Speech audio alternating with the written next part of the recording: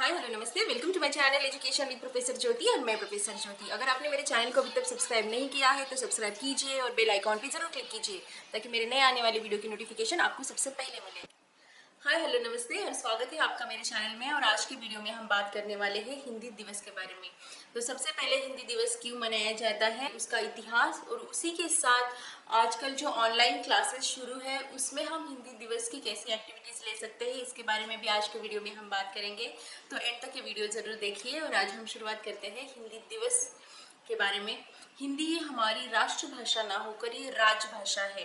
राजभाषा यानी आधिकारिक रूप से हम ऑफिशियली इस भाषा का उपयोग कर सकते हैं। 1947 में जब हमें अंग्रेजी शासन से आज़ादी मिली तब हमारे सामने एक बड़ी चुनौती ये भी थी कि हमें कौन सी भाषा का उपयोग करना चाहिए, क्योंकि भाषा और लिपि ये हमारे देश में बहुत सारी हैं। उसी के साथ हमारा देश इतनी विभिन्नता के साथ सजा हुआ है कि हर एक भाषा की बोली भाषा भी अलग से है। जैसे त्यौहार है हमारे, हमारा रहन सहन अलग है, हमारे खान पान अलग है, उसी के साथ हमारे बोलचाल, हमारी भाषाएं भी अलग है और उसमें हमारी बोली भाषा भी अलग है।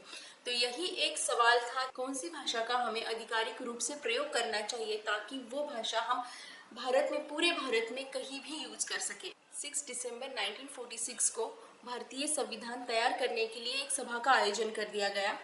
इस संविधान सभा के मुख्य जो निर्देशक थे वो थे सच्चिदानंद, और उनके बाद फिर डॉक्टर राजेंद्र प्रसाद, इन्होंने कार्य संभाला। और इस सभा के अध्यक्ष जो थे वो डॉक्टर बाबा साहेब अम्बेडकर थे। संविधान लिखने के लिए कौन सी लिपि और भाषा होनी चाहिए, इसके ऊपर लंबी बहस हुई। उसके बाद हिंदी और अंग्रेजी को भारत की आधिकारिक भाषा के रूप में चुना गया। 14 सितंबर 1949 को संविधान के लिए हिंदी भाषा का चुनाव कर दिया गया। उसी के साथ अंग्रेजी में लिखित हिंदी को भी एक आधिकारिक भाषा के रूप में स्वीकार कर लिया गया। पंडित जवाहरलाल नेहरू जी ने इस दिवस यानी 14 सितंबर को हिंदी दिवस मनाने की घोषणा की। पहला हिंदी दिवस 14 सितंबर 1953 को मनाया गया। यह है हिंदी का इतिहास कि हिंदी को राजभाषा या आधिकारिक भाषा के रूप में क्यों स्वीकार कर लिया गया। हिंदी के बारे में एक रोचक बात यह है कि हिंदी ये शब्द ये मूलतः फारसी भाषा का शब्द है, और हिंदी की पहली कविता जो है वो भी एक फारसी प्रख्यात कवि अमीर खुसरो के द्वारा लिखी गई थी।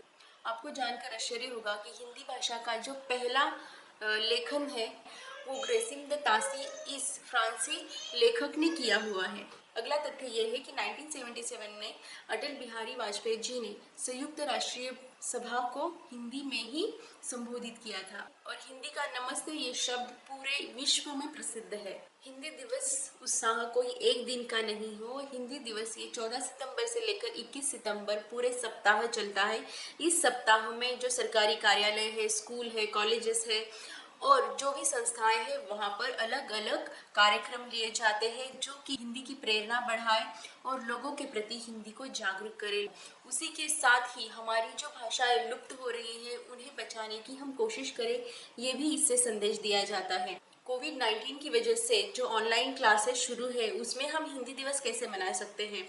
तो हम बच्चों को मुहावरे दे सकते हैं या फिर बच्चों को खुद से ही कुछ मुहावरे बनाने के लिए बोल सकते हैं, और उसके बाद हम उन मुहावरों का उच्चार करने के लिए उन्हें एक पैराग्राफ तैयार करने के लिए बोल सकते हैं, जिसके बीच बीच में वो एक डायलॉग देकर अपने मुहावरे उसमें वो अटैच कर सके।